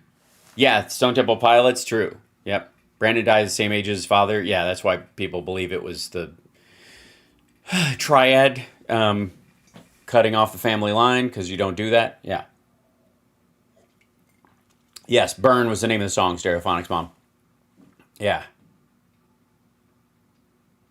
Sandra had The Net, Speed, Mystic Pizza, which I never watched. Okay. Your youngest daughter loved The Cure. Yeah. Heard Tara Reid is making a comeback. Lauren Boebert said they will impeach Biden for Tara Reid. Yeah, well, it's not going to happen. Love Song by The Cure. Robert Smith is a hoot. Triad, who's the Triad? It's the Chinese mob. What's your coming schedule? Thanks for bringing that up. That's a good question, Coretta. Thanks for January 17th, Ultimate Jam Night at the Whiskey. The 21st, that weekend, we'll be here at the M Casino. Nerd Halen will be performing at the M Casino here in Vegas. The next one after that is the next Ultimate Jam Night is Valentine's Day. And then I am working. Songbird singing. Thank you so much. Bless you for that. I'm working on stand-up dates with John Fugelsang and Frangela. I'm trying to book that out beginning of this year. Especially as we go into, and then hopefully Steph will want to be involved as we go into the election cycle, end of next year, and it starts to ramp up into 2024. So yeah. See the video of my cat, Shuri, that I sent you? I believe so, Jack. If that's your handle. Hold on one second. Let me see. I think I watched this earlier. 1 second. Dunk, if I may.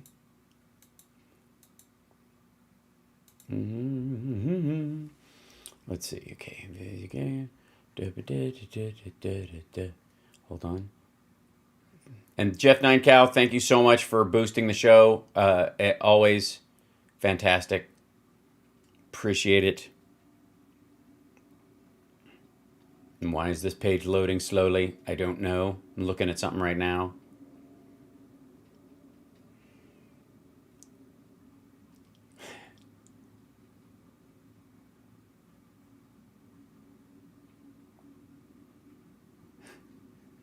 We're going to look at Trump's. I'm not going to watch it till later, but there's a bunch of like Trump's posting videos on his site again like crazy, just desperately trying to like pad the his case that he like didn't want anybody to be violent and yada yada. It's just goofy. Like it's just such a fail. Oh my God. Matt's pointing out there's a hold on. Where is this going? Okay. All right. Everything's kind of semi-frozen temporarily. Is that what go back up here? Yeah, there's a 2,000 Mules Christmas book, The Plot Against the King. Oh, God.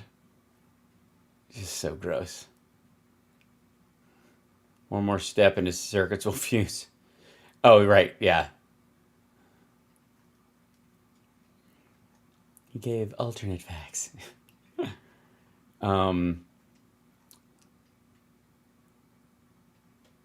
Selenophilia. Lovely. Moon River. Yeah, that's why I sing Moon River. That's exactly why.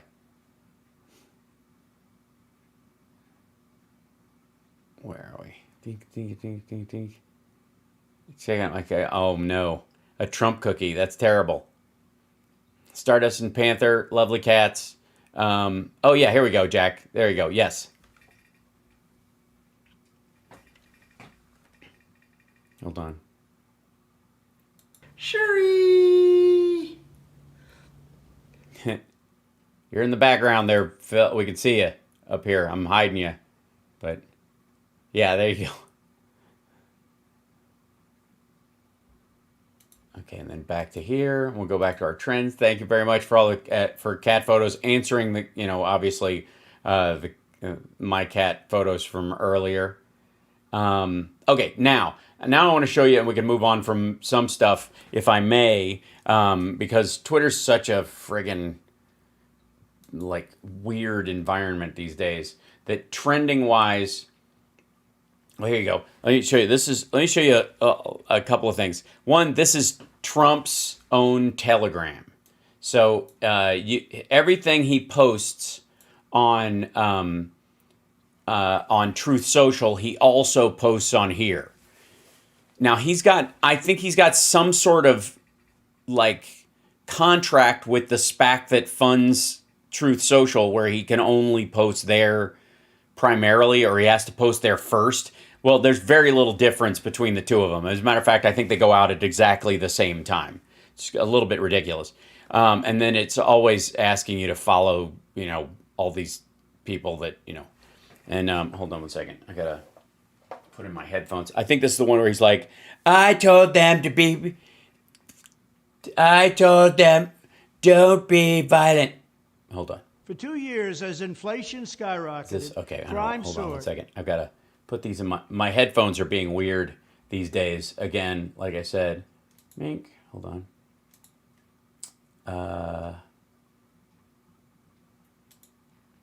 These guys, okay.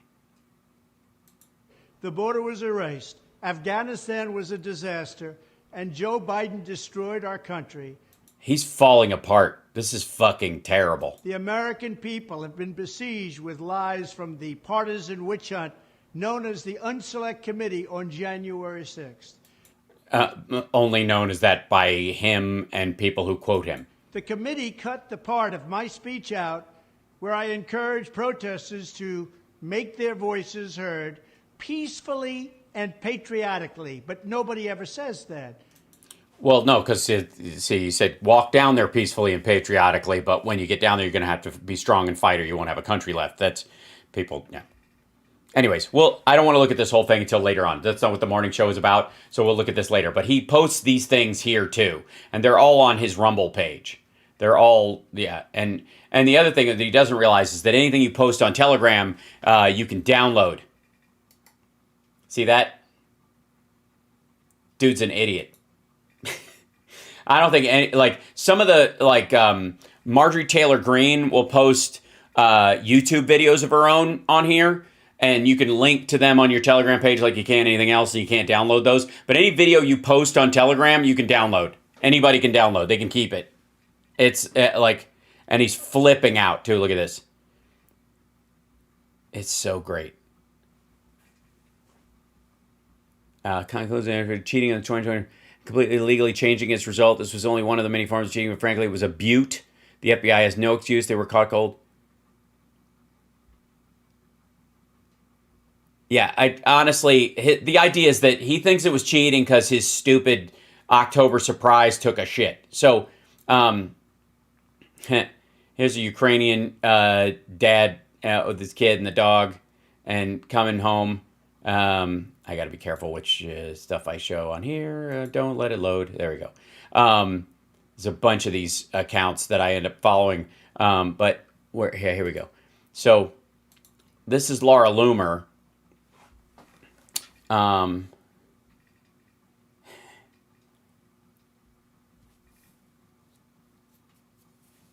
there you go. She is Meet the Freedom Caucus conservatives supporting Kevin McCarthy for Speaker. The only thing they're conserving is the Uniparty. She is all in on this right wing attack on Kevin McCarthy and Marjorie Taylor Greene. And interestingly enough, Marjorie Taylor Greene, was kind of angling to be the next Trump, and now she's backing Kevin McCarthy.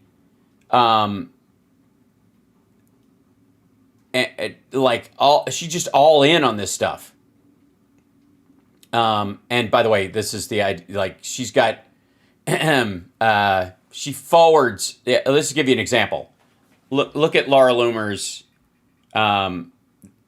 where she got this from. She's forwarding things from Nick Fuentes' account. Yeah, it's just ugly on ugly. The whole group of them, just hideous. It's just awful. And where was it? Let's see. There was, yeah. So one of these guys. Here's just a car just smashing into a thing. That's Russia. There you go. Whatever. Nice pants. They did this thing, and okay, this is I think this is just the drunk guy, and yeah, just hiding it in his pants. Come back. Stop taking it out in your pants. Yeah, just Russians driving. I could watch that shit all day long. I don't know what the hell. That's awesome. Okay, this might be my favorite snowman ever, though.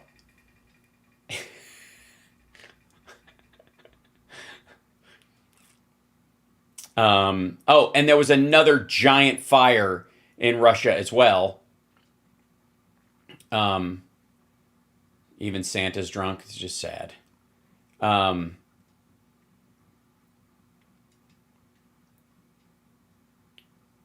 That guy got arrested. This guy playing hockey, and this dude just spinning on a street, like a sanitation worker or whatever, just sitting on the kid's little run around.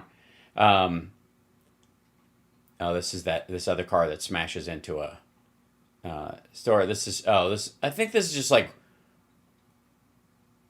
it's freezing, so they whatever. Anyways, people are like skating on the inside of the stations. You see here, drink. There we go. These guys, I end up having to like translate all day long. Oh yeah, and so this is the Russians made this ad.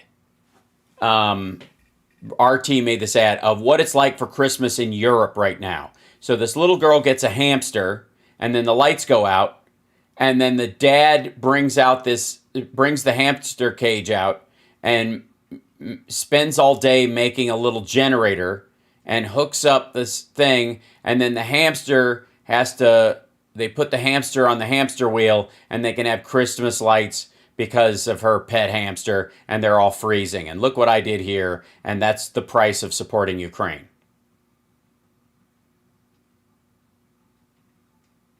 And the idea is that that's how it's going to be next year too.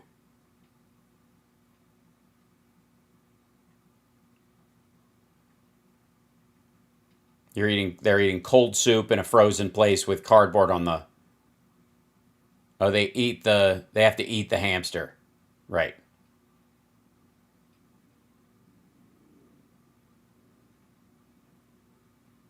Merry anti-Russian Christmas. If your media doesn't tell you where this is all going, RT is available via VPN. First of all, you don't need a VPN to watch RT.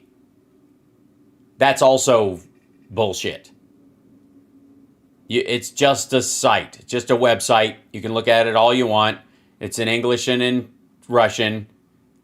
These assholes like to, anyways. So, let's see. There was one other thing I wanted to show you. Yeah, here you go. Mike Pillow. We're gonna have plenty of videos to talk about this afternoon. The FBI targeting of Mike Lindell, and also buy pillows. Everything on his site is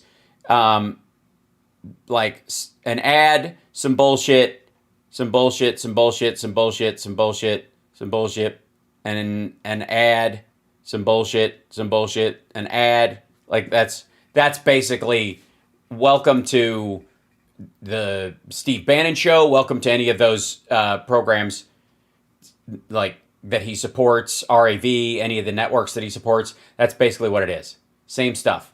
So there was a woman, I was going to show you guys something. So a Russian journalist who was arrested. Hold on, let me see if I can find this real quick. And you know how like Brittany Griner had to do this thing where she had to, you plead guilty to, the charge of it, and then you hope that in the sentencing part of the phase, they'll let you go. And it's standard to plead guilty. Because if you don't, they don't let you out at all. Let's see, I got to find it. There was a Russian reporter who they charged with, some kind of, like, I don't even know, it was like she was doing money laundering or something. It was totally stupid. What the shit?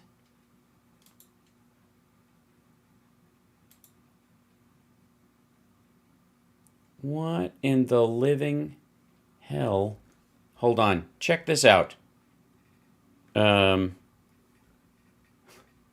This is a helicopter. One second. Let me move this down here. See that helicopter? See, it's like legs caught on the side of the highway, and then it sort of lands in between on top of the truck or something. It just like crashes on top of the fire truck. What in the living shit? It's like, it's hard to even see how it's suspended. It was like a wire caught. So it's sitting on this wire. It's like hooked under the wire and hovering. So they had to drive a truck over. So, good Lord. What kind of, and then there's a guy, is that dude getting out of it? What's happening? Okay, they had to free it from the wire it was stuck on. What the living shit? Yeah, that was just randomly on this one. Yeah, here we go. Hold on one second. I was just randomly looking for this other one I wanted to show you guys. There's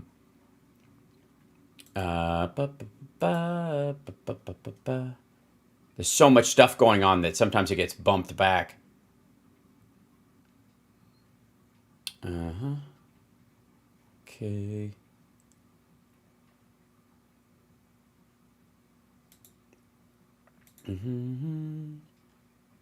One second.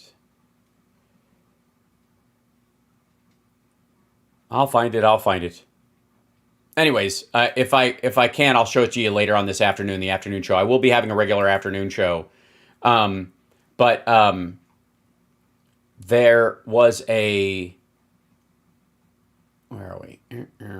Yeah. So basically, they're just arresting reporters that don't go along with the special military operation BS. If you don't go along with it, they they arrest you on some trumped up charges. And so this woman was arrested specifically for money laundering. And she's like, I'm not guilty. I didn't do anything. And I'm not even going to pretend that I did just to get the hell out of here. I'm not going to let them sully my name just by arresting me. And amazingly,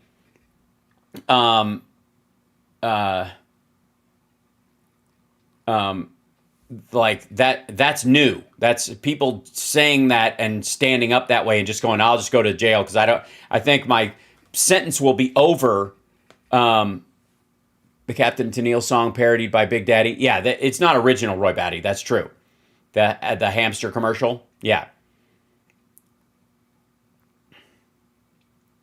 Let's see. And critics of the Chrome. Yeah. And here's one of the pro-Russian guys.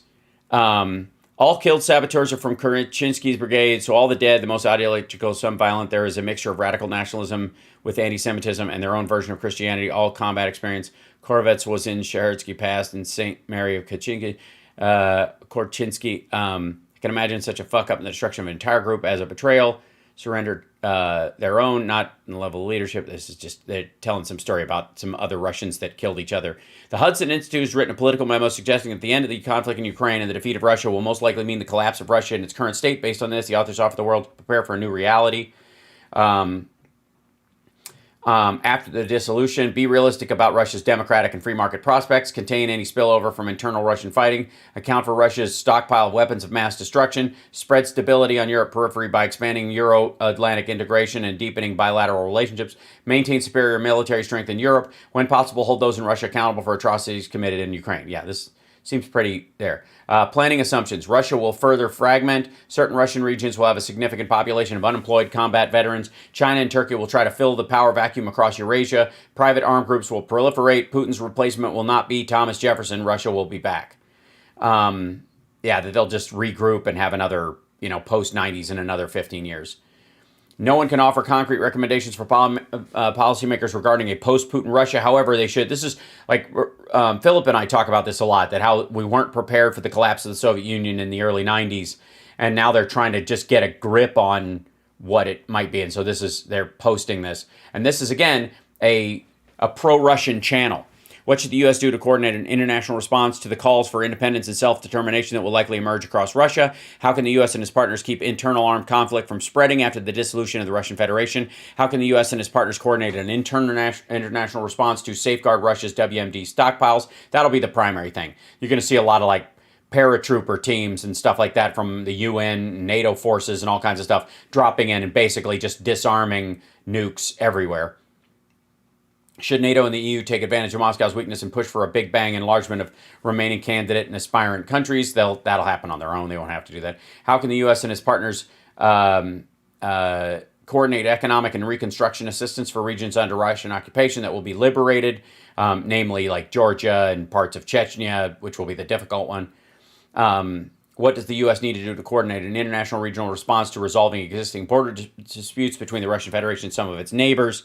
What can the U.S. and its partners do to roll back Russian influence in other parts of the world, such as Syria, Libya, and other parts of sub-Saharan Africa? It'll collapse on its own once the money and resources dries up and they're no longer a big dog.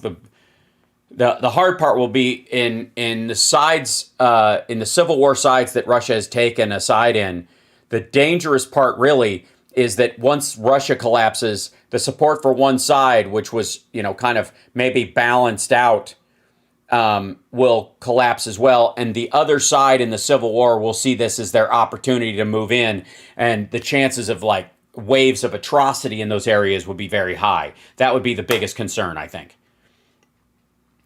Russia's invasion of Ukraine has changed the security situation in the North Atlantic region in a way not seen since World War II.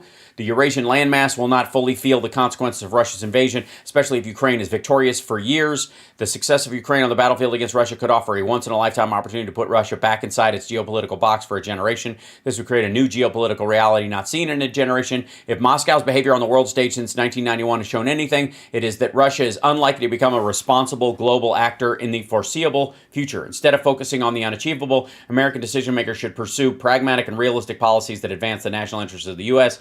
There you go. Donate for the Russian army fighting in Ukraine, medicine kits, blah, blah, blah. This is his add-on at the tail end of it. This is the dude who was like screaming about, oh yeah, warehouse. This is a warehouse in Russia on fire. I'm fairly certain that that's not the Luhansk one. There was another one as well.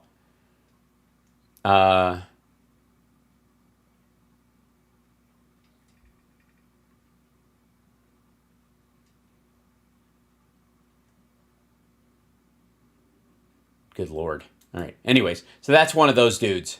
Anyways, you're watching Hal Sparks Mornings Mega Worldwide. That's the current state of like Russian Telegram. Is that at this point they see the writing on the wall. Let me show you something else real quick, if I may. And this will be no doubt aggravating. There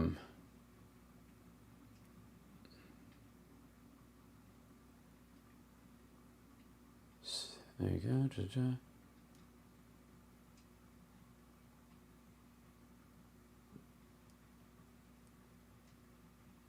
Yeah, here it is. This is billionaire Elon Musk is warning against something he himself has done, borrowing against the value of securities one owns because of the risk of a mass panic in the stock market. I think this is hilarious. So this is in Bloomberg. Elon Musk warns against margin debt on the risk of market mass panic. Basically, Elon Musk borrowed money against his Twitter stock earlier this year to buy, his Tesla stock to buy Twitter. And now he's like, that's not a good idea. I would really advise people not to have margin debt in a volatile stock market. And, from a cash standpoint, keep powder dry. Said the All In podcast really try. You can get some pretty extreme things happening in a down market.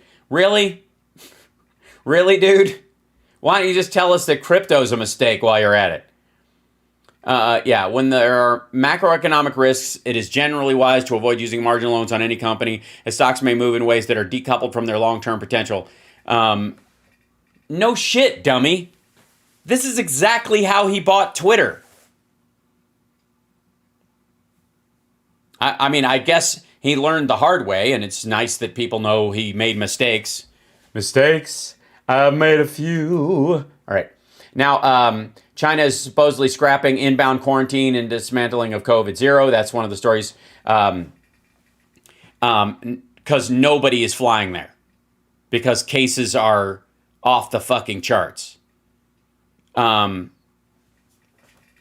it is. And I love how they say this. Like, Chinese cities see COVID peaking in January as official data gets obscured. Which is basically like, here's our numbers, trust our numbers, but whatever you do, don't trust our numbers. Accurate tally of COVID outbreak in China remains unclear. That's an adorable way of putting it. China's economy industry seen at risk from mass infections. They have no herd immunity, and their vaccine doesn't work. China's cities and provinces are reporting hundreds of thousands of daily COVID infections, surpassing the official national tally as infections spread unabated across the country, predicting that outbreaks will peak during January. Yeah, end of January. That means they're going to be on the rise, and they're horrifying right now. Millions of cases. They're going to be rising for the next 5 weeks.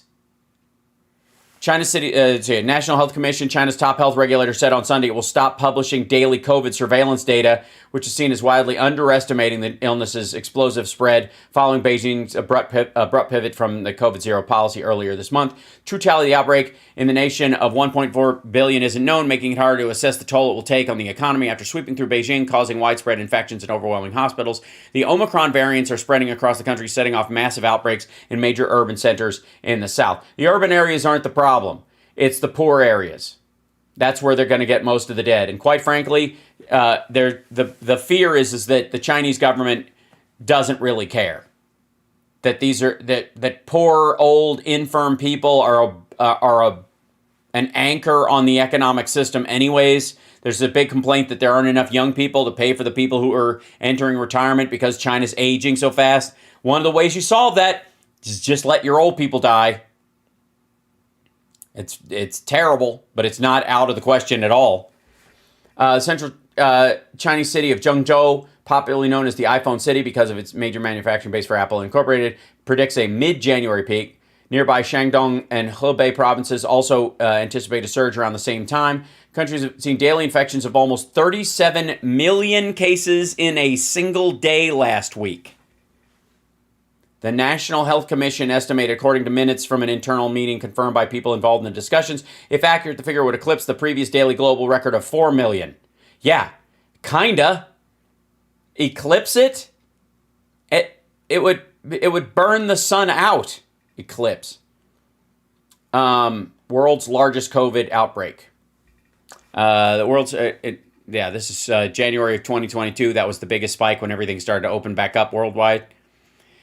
The world's record outbreak is a fraction of China's estimated 37 million daily infections.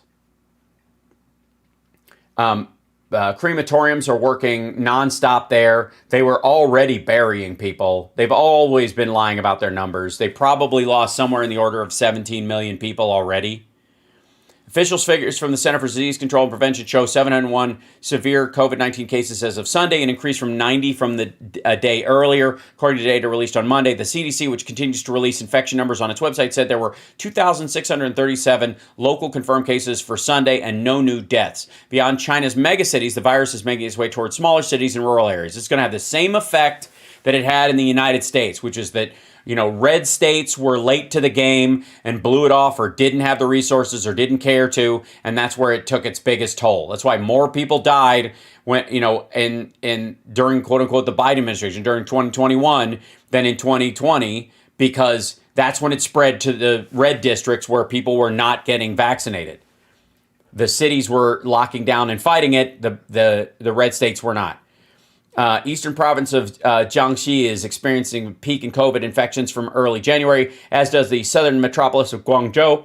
In nearby Anhui province, the outbreak appears to have hit sooner and probably is peaking at the moment. You don't even know, the numbers aren't even fucking real. China's top medical school, Peking Union Medical College, is sending out questionnaires on social media platform WeChat to poll people on their experience with COVID. The institution, entrusted by the health regulator, said it's seeking to gauge the scale of COVID spread. Around 470,000 have responded to the questionnaires in the survey's first round of December 21. The school said adding the analysis will be a crucial reference for the government's response. China's Xi urges better hygiene as the nation continues COVID shift. Fuck, there's going to be so many dead people there. Yeah. SBF and crypto are going through some things. Loss is grief no matter what you've lost. Fuck off. These guys, man. Crypto people, you had it coming. If you got in early and you got out early, lucky you, because you realized it was bullshit and you were just riding the bullshit wave. You were just looking for a bigger fool. But the idea that these guys are like emotionally going through some stuff, and by the way, you want to know where all the fucking tech stock money went? Everybody lost money in crypto is selling their tech stocks to pay their bills. They got to buy the G.I. Joe with the Kung Fu grip. That's genuinely, that's what's going on. The same people who put money in crypto are putting money in tech stocks. They're not FANG stock purchasers. That not, by and large, maybe some Meta or what have you. But in general, that's where it went. That's why techs took a giant shit. Yes, my shirt says I don't feel tardy. Right. This was another Christmas gift, by the way. I got a lot of t-shirts. Yeah. Even if you don't know much about crypto, just that it's a bunch of shit. The flame out of FTX and subsequent arrest of Sam Bankman-Fried, accused of orchestrating a years-long fraud that diverted billions in customer funds from FTX to Alameda, is juicy stuff. Step 1, denial. That's what the venture capital and pension funds that seeded FTX surely want you to believe. They were unwitting victims in an unfortunate and complex saga nobody could have foreseen. Don't fall for it. While we still don't know all the facts, they shouldn't go blameless. Without their continual funding, stamp of approval, and lack of questions, FTX would have never grown as big as it did. Anger and blame, bargaining, depression. How much money, real money was ever involved? All these collapses and bankruptcy proceedings are described in dollar equivalent values. That is highly unreliable as a measure of what kind of real cash or real value was ever involved. Crypto's attempts to masquerade as money itself is a big part of why it was all so shrouded in fog. Yeah. Let's pretend this bullshit is real. And then even though it's amazing that even people are able to make, like, money was made on crypto. You could argue that a good portion of the liquidity problem that's happening in the world where there aren't enough dollars in circulation is that people were swapping dollars for something of imagined worth. So they started out with very few dollars in this thing, and then it went up, and they got out when it was at, 20,000, even when it took a giant shit. If they bought in at 5, that suddenly they could sell something that was vaporware for more cash, and that takes cash out of the system and puts it in their pocket. They had $5,000, and then it takes $15,000 in cash that would be out into the system and puts it in their pocket, and from that one transaction for bullshit. In retrospect, Sam Bankman-Fried and his cryptocurrency gang gave investors ample reason to steer clear of FTX. Yeah, no shit. You know what the ample reason was? It was crypto, stupid. Oh God, these people. A dude bought 6 NFTs, yes, Trump NFTs for $30,000 in ETH. Oh, so good. In Ethereum? He bought them in Ethereum? How much of Tesla's jump in the shit tank is from Elon or from people converting margins? It's, I think Tesla in particular is because of his behavior. But it was certainly part of larger packages that people were selling out of. So it was a double whammy. He would have been able to use the excuse that, all tech stocks are down. But his is, I want to say 70% some shit from earlier this year. Shall we look and see what the review is here? Okay, let's see. I got to go back to the main page. There we go. Let's go to Tesla. Just look at this stuff. Musk offloads more Tesla shares. Yeah, there you go. He just got busted because he's selling a bunch of Tesla shares. And then he said, I'm not going to sell any the next 2 years. This is my last batch, which is also what he said earlier this summer when he did the same shit. Tesla heading into make or break 2023 with pandemic shine waning. Tesla board fake criticism and denied retrial over black workers' racism verdict. Presses Tesla board over Musk Twitter actions. Tesla stock yeah, here it is. Yeah, there we go.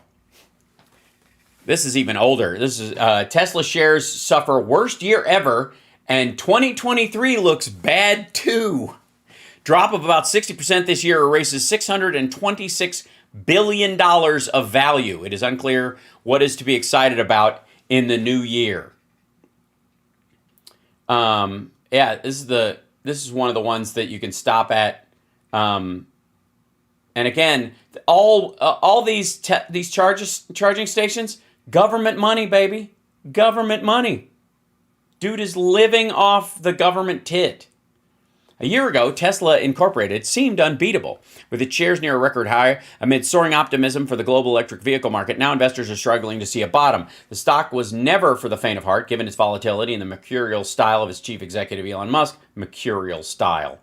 Still, the magnitude of this year's rout is staggering. It's lost more than 60% through Tuesday's close, on pace for a record annual decline, erasing about $626 billion of shareholder value. 2 years to the day after Tesla joined the S&P 500 index, investors are confronting a new reality. Competition from established major automakers is intensifying, threatening Tesla's dominant market share. Analysts also see little in the pipeline to reignite the sort of rapid demand for the shares seen back in 2020 because it was a meme stock, especially amongst douchebags.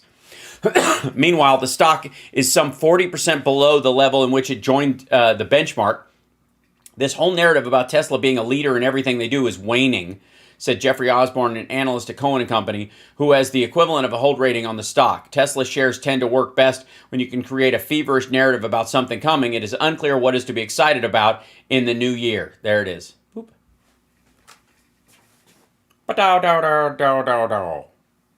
Yeah.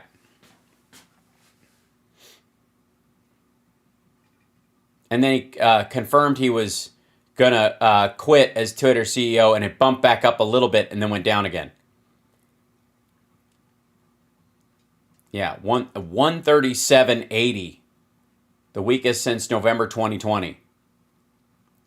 Given the stock dive, the average analyst target of about 259, which is a far cry from the record close of 409, touched in November last year, implies a rough 90% gain over the next 12 months from Tuesday's close, suggesting there may be room for that gap to narrow. Yeah, these are people trying to spot some sort of like magic win, like you can read these spikes like tea leaves, as if companies automatically have worth. Just so fucking stupid. Yeah, it's called nothing special anymore. Yeah. Leon is a Russian asset. Well, it's where he gets most of the aluminum for Teslas. I hear tell.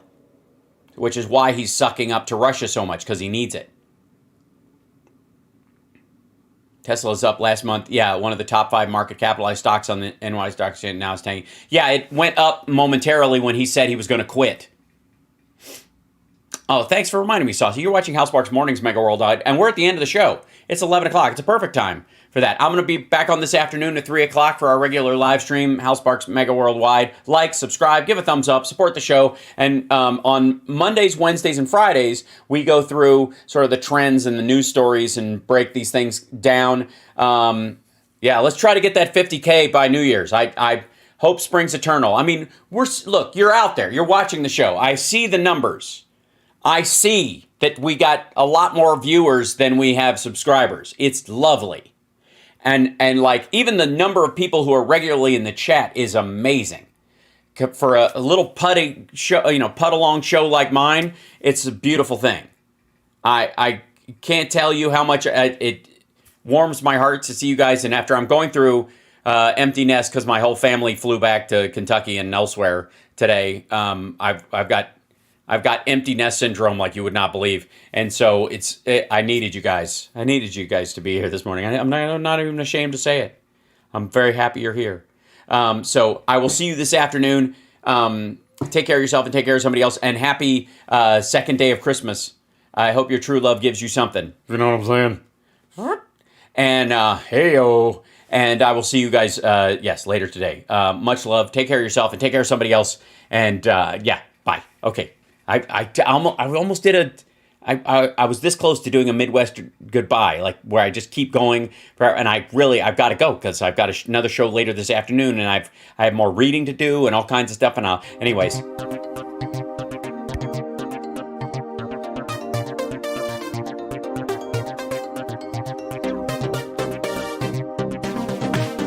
Thank you, Neo-Garian. Neo-Agrarian.